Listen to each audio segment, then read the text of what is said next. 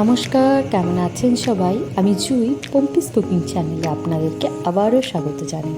তো আজকে কি বানিয়েছিলাম দেখতে পাচ্ছ, মাছের মাথা দিয়ে বাঁধাকপির ঘন্ট। তো চলো কীভাবে বানাচ্ছি দেখিয়ে দিই।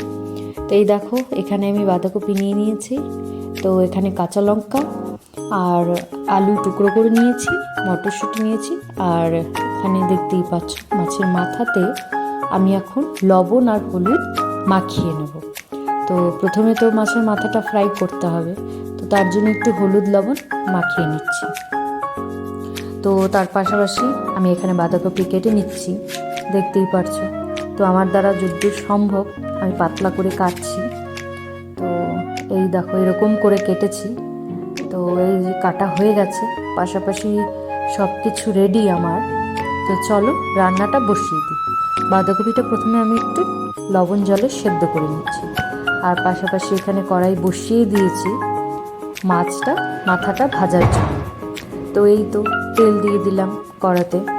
তো তেলটা কম বেশি করে নিতে পারেন। তো এই জন্য মাছের মাথাগুলো একে একে দিয়ে দিলাম।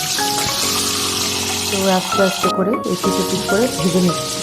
তো পাশাপাশি এখানে আমি আলুগুলো এরকম ছাকনাতে করে দিয়ে দিচ্ছি, যাতে একটু সেদ্ধ মতো হয়ে যায়।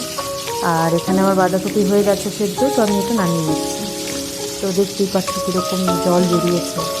বাঁধাকপি একটু সেদ্ধ করে খাওয়াই ভালো, অনেক মেডিসিন থাকে তো।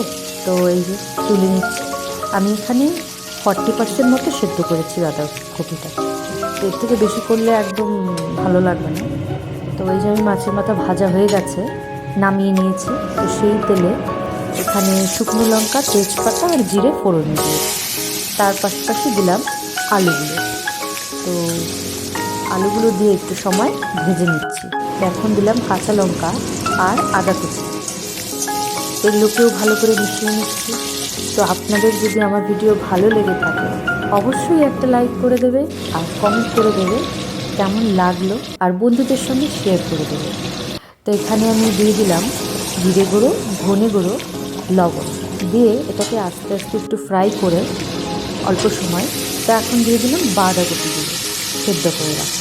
তো সেগুলো এখন দিয়ে ভালো করে মিক্স করে নেব সেই মশলার সাথে আর বাঁধাকপির সাথে। তো এটাকে খুব কম হিটে আমি আস্তে আস্তে করে রান্না করি। বাঁধাকপিটা বানাতে আমার একটু সময়টা বেশ বেশিই লাগে। তো এই দেখো, আমি ঢেকে দিয়েছিলাম কিছু সময়ের জন্য। অল্প কিছু সেদ্ধও হয়ে গেছে, নরম হয়ে গেছে, দেখলেই বোঝা যাচ্ছে। এই অবস্থায় আমি দিয়ে দিলাম হলুদটা আমি পরেই দিই, কারণ হলুদ আগে দিলে সেদ্ধ হতে একটু সময় নেয়। তো এই কারণে হলুদটা আমি একটু পরের দিকে দেওয়াই প্রেফার করি। এখন এই অবস্থায় দিয়ে দিলাম মটরশুঁটি। এই দেখো, যেহেতু মাছের মাথা আছে, তো মটরশুঁটি একদম কম করেই দিয়েছি। আর যদি নিরামিষ করো একটু বেশি করে দিলে ভালো লাগে। তো এখন দিয়ে দিলাম মাছের মাথা। তো এগুলোকে আমি একটু নাড়িয়ে নাড়িয়ে ভেঙে দেব, যাতে বাঁধাকপির সাথে মিক্স হয়ে পুরো টেস্টটা, মাছের সেন্টটা পুরো রান্নায় ঢুকে যায়। তো লাস্ট মোমেন্টে আমি দিলাম এখানে গরম মশলা। তো কে ভালো পাও বাঁধাকপির ঘন্ট খেতে অবশ্যই বলবে আমাকে কমেন্ট করে। তো আমি এখানে একদম অল্প পরিমাণে জল দিয়ে দিলাম, যাতে একটু সেদ্ধ হয়ে যায়, নরম হয়ে আসে।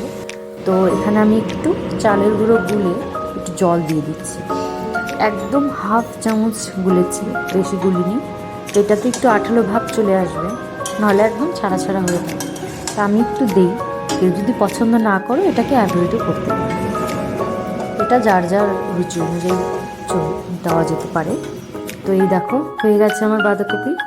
তো দেখতেই পারছো কি সুন্দর কালারটা এসছে। আমার এই রান্নাটা আপনাদের কেমন লাগলো অবশ্যই কমেন্ট করে জানাবেন। আর লাস্টে আমি একটু ওপর থেকে ঘি ছড়িয়ে দিলাম, তাতে গন্ধটা বেশ ভালো বেরোয়।